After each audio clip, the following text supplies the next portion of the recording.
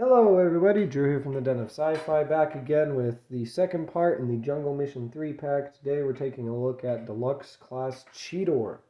This is pretty cool figure, probably the second best out of the whole bunch, but I'll save my final thoughts for the end of the video. Let's just get straight into Cheetor here. The head on the cheetah mode here is very nice. I like all the bits of black and gunmetal that we have going on, and that can be said throughout like the whole cheetah body. There's like bits of gunmetally brown poking through to like give you the hint that this is like a more mechanical cheetah, and I really like that. The face itself does look very nice. You kind of got a bit of a lighter yellow for the eyes, and the mouth can open and close, so you can have ferocious or calm, either one. You got a nice sort of metallic, steely blue purple up here for the maximal symbol. That looks really nice. Kind of got two shades of yellow going on. Don't know how well my camera's picking that up, but like you've got the regular yellow, then you've got this slightly more orangier yellow.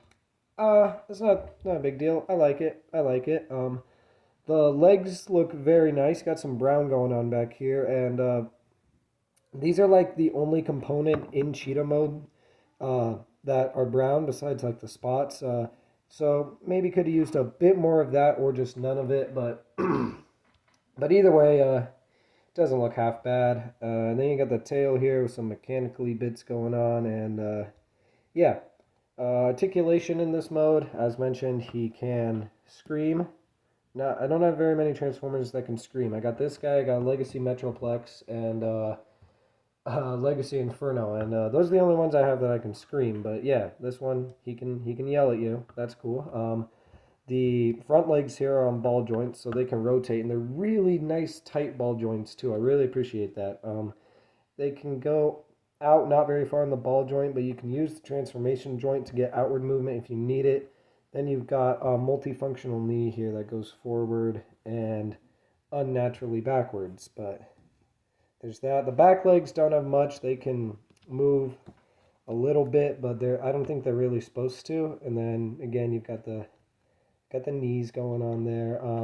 The arms do just kind of, the robot mode arms, they just kind of hang out underneath the cheetah mode, but do have these fur patches on them that try to hide them away, so it's not a super big deal. But yeah, that's basically it for the cheetah mode.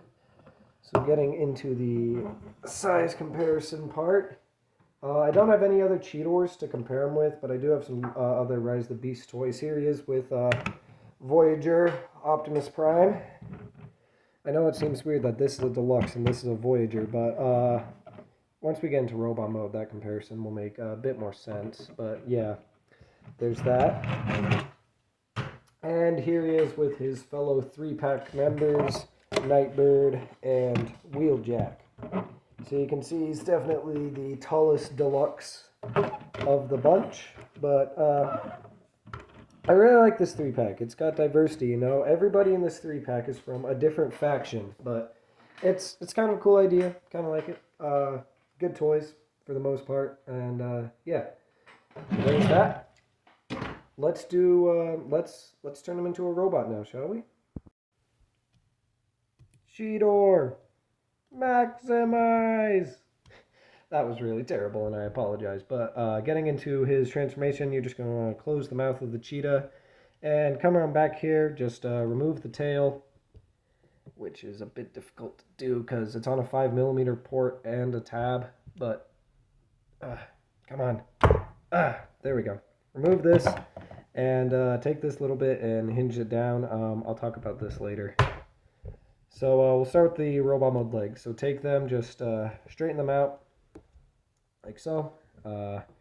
Take one here, rotate it around, come to the back now, open it up sorta, then take the cheetah mode leg and fold that in it folds around this way and brings out the robot mode foot. Then you close that back up.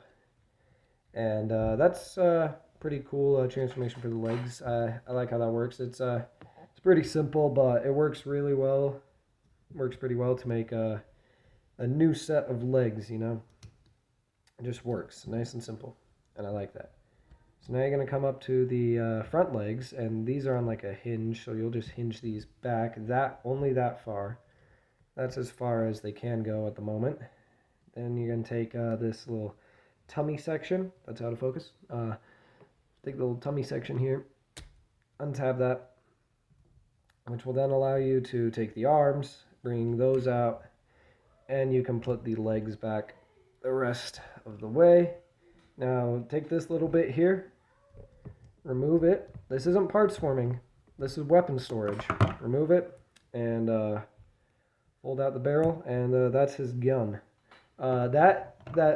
That's not parts forming, because this is not a part of the Cheetah. That is how the gun stores for Cheetah mode, and that's super cool, and I like how that works. But I'll talk about that later. Rotate. No, take this little, can't really see that very well, but take this little fur patch right here and just kind of, it's on a pin, so just rotate it down to complete the look of his forearms. Then you can rotate the bicep. So just do that on both sides, like so. And finally, just take the legs, angle them however you like. You can just have them straight, you just have them on his back. But the way I like to do it personally is kind of get them at an angle like this, just to make for a bit more of like a dynamic look, like that. That's how I display them. But they're on a bunch of joints, so you can display them however you want. All right, we're almost done here. Take this and shift it all down, and everything will kind of just collapse into place all nicely. Tab the chest in to the back, like that. Take these little bits and fold them in. I don't really know what that does, but it says to do it, so I guess you need to do it. Then just pop his head up and rotate it, or decapitate him. That happens a lot. I'll talk about that when we actually get into the full robot mode here. But yeah, if you manage to do it without decapitating him, there we go. There we have Cheetor in his robot mode. Now I know what you're all thinking, but Drew, this robot mode is not accurate, and that Cheetah mode was not accurate. I know, it's not accurate to the movie, but if you think about it in the context of this is just a cool stylization of the original Cheetor, it's really cool. It doesn't have to look 100% accurate to the movie. It's just like a cool new stylized take on the original Cheetor. And I really like it in that context.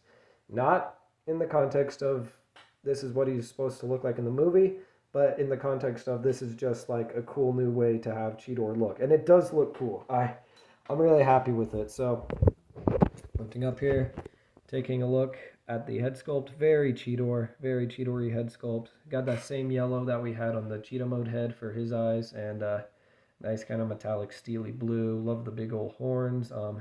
He does have the Cheetah head, just rather than like tucking into his chest, kind of just poking out here, and I think that looks kind of cool. He wears his Cheetah mode with pride, and it just looks cool. The abdomen section was kind of like the chest from Cheetah mode. I like the way how that works. It's on like a quadruple hinge mechanism or something crazy like that. It works pretty well. The arms, kind of nice. You got the brown shoulders going on, some steely blue, brown hands. They look nice. I like them. As I mentioned in transformation, you can do the legs however you want for his back. I like to do them like this personally. I think that this looks pretty cool. The waist section and the thighs look pretty nice. I love this metallic blue that they used. It just looks so nice. It looks awesome. And you got the brown shins going on, which I know some people weren't really happy about, but personally I don't mind. Kind of adds a nice bit of color contrast, and it doesn't look that bad. I'm happy with it. The feet are just yellow feet. Not much to say about them. There isn't really whole lot of kibble. The Cheetah legs tuck into the shins pretty nicely, and you got the legs on his back, but he's supposed to have those. So yeah. Oh, he fell down. He fell way down. But the robot mode's nice. Let me get him off the ground real quick. All right. Hoping that he doesn't fall off this time, we'll get into his accessories. He comes with two. First of which being his blaster, which I kind of already talked about a bit. It's not Blast Effect compatible, but it does store in the cheetah mode in a really cool way. It does, however, have this tab. I'm not sure what that's for, but it's there, so... I mean, it doesn't look like... Oh. Oh. Oh, there's a slot on the back, but is that where you're supposed to put it? Yeah, okay. I didn't know that. You can store it on his back. There's a little tab slot connection. You fold the barrel in and just can have it tucked on his back if you want to. So that's one way to do it. Or you can, of course, have him holding it. Just hinge the barrel back out, tab it in. Give him his gun. And I really like the way the gun stores for cheetah mode. I can't say the same, however, for this thing. First off, I don't even know what this weapon's supposed to be. I mean, it's obviously just his tail. And the fact that they couldn't integrate the tail into the transformation is a bit lazy. And it's not that great. But this little bit does hinge down. So, hey, it's a weapon now. It's not his tail. It's a blade whip thing, I guess. I don't know. But he can hold it. And, you know, whip and stab, I guess. I don't know. It's the weapon they decided to have him come with. I like the gun. I really like the gun. It's a bit undersized, but I like the gun. I just wish that this was integrated into the transformation, not just, you know, pop it off and have it be a weapon. But it's not a big deal, I guess. Let's get into robot mode size comparisons, shall we? Come on, we couldn't do size comparisons without doing his articulation first. Who am I? Raise the camera up here. Let's see. There we go. Nice and focused. Nice and focused. All right, so the head is on a ball joint that likes to pop off a lot during transformation, but it's still pretty expressive. It's got a cut at the back, so we can look up, you know, at basically anything. Got not a lot of tilt, not a lot of down, but you do have your full rotation. The shoulders are on some nice tight ball joints. They can rotate all the way. Well, they can rotate that far, and then they start to clash with the legs on his back. But, I mean, he doesn't really need to reach back for most poses I've seen people do. There's a cut in the ball joint for outward movement that far. Can't quite do a full T-pose, but he's so close. He does have a bicep swivel there and double mushroom peg. Really tight elbow joint. But tight's better than loose goes. Looks like just under 90 degrees there on just a hinge. And then the wrists are on ball joints.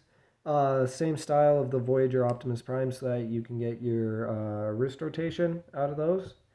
And, you know, your inward movement if you want that. You know, have them sideways curling some weights, I suppose, if you want to do that. There is a waist rotation. All the way, not all the way.